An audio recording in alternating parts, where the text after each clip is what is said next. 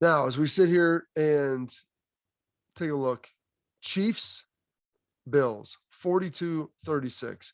And what was maybe the best NFL game that I can remember. And it had it all. It had the drum. It had defensive stops when you needed to. It had great quarterback play. There weren't any bad officiating calls, any bad penalties. There wasn't any bad ball. It was just really good. Defenses trying their best to stop these offenses, getting them to third down, getting them to fourth down. And heck, 3rd and 6, that's like Pat Mahomes. Hey, whatever, 3rd and 5, 3rd and 6, hold my beer. I'm going to scramble for this. I'm going to throw it out and throw it to Kelsey, whatever it is. It was almost impossible to stop. Josh Allen threw 9 touchdowns in the last 2 playoff games and lost. Dude was remarkable. 27-37, 329 through the air.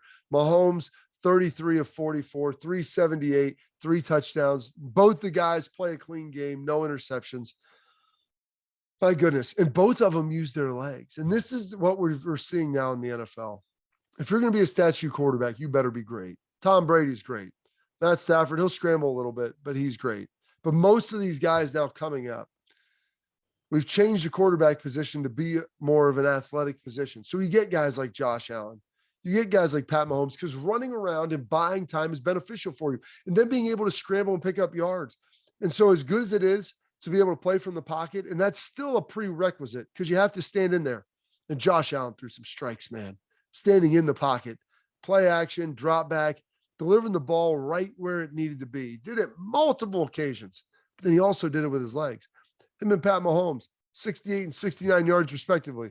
Now, a lot of them, Mahomes came early drive, ultimately running down the field, picking up big scrambles, doing it what he needed to do. Huge deal right there. Josh Allen, they're running him, and they had some great calls. 3rd and 2, 3rd and shorts. I mean, they're running quarterback sweeps. He's faking the quick screen. He's doing all the stuff that he needs to do. They're by any means necessary. Big physical runner, and some of his conversions on 3rd and 4th down in the 4th quarter. My goodness, it was a thing of beauty. And he may have been the only guy that could make some of those plays. Jumping back, circling the defense, getting to the perimeter, using his speed. My gosh, it was great. And so they battle back and forth, 25 points in the last 2 minutes of the game. If you're a Bills fan, my heart goes out to you. I've been on losses similar to that. Maybe not quite as gut-wrenching, but I know how that feels, man. Fumbled snaps, penalties at the end of games, giving teams opportunity, just a little too much time, whatever it is.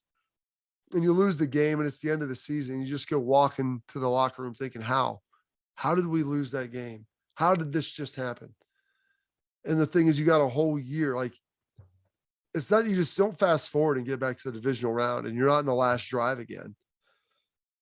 You have to go through the whole year. You have to keep guys healthy. You have to make sure you get wins. You got to get a little bit lucky. Your coaches, Brian Daboll and Leslie Frazier, your 2 coordinators, decent chance that one, if not maybe both of those guys are going taking head coaching jobs. So it's not just, hey, we'll run it back and be back last year. You see this and you watch it happen. Cleveland Browns were in a very similar spot last year against the Chiefs. Give up a big scramble to Chad Henne. Ultimately, they convert, keep moving on. And when you think like, yeah, we'll be back next year, you have no idea. Injuries can happen, attrition. There's all kinds of stuff that can rock your team. And so nothing is ultimately guaranteed. End of the game, though, Pat Mahomes or Josh Allen, after his great touchdown passes, Pat Mahomes has 13 seconds to answer. This thing was lost by the Bills. First of all, they should have squib kicked it. At least a second's going to run off at that point. Maybe the guy loses his mind, runs around a little bit, burns some time. And then they have 2 plays. They've got like the pseudo little screen to Tyreek Hill that picks up like 19, and then Travis Kelce in the seam. The Bills were playing too loose. You got to play that thing. I understand. Get 2 or 3 guys really deep. Don't let Tyreek Hill outrun your whole defense. Make sure that he is bracketed by 2 or 3 guys. But everyone else, play loose on your guy. Let him catch the ball. Tackle him in bounds. They have 2 or 3 timeouts, so they can stop the clock. But you can't just give them all those yards. Give them 12. You can't give them 20. They were able to get down there in 13 seconds, 2 plays, pick up 40 some odd yards and hit a game-winning field goal. And that's bad ball. And the Kelsey thing, they've got him playing one-on-one, outside leverage with a safety. Like, here's the thing. They had a timeout. Getting in, staying in bounds or getting out of bounds didn't matter. Just play tight coverage. I'm bracketing Kelsey and I'm playing high and low on Tyreek Hill. I am not letting those guys beat me. I'm going to force him to throw the check down to the running back. I'm going to tackle him for 8 yards, maybe 10, maybe 12. That's what I'm forced to do. And ultimately, they didn't do that. My goodness, it was bad ball. It was bad ball. That's why the Bills are going to be sick about losing this game.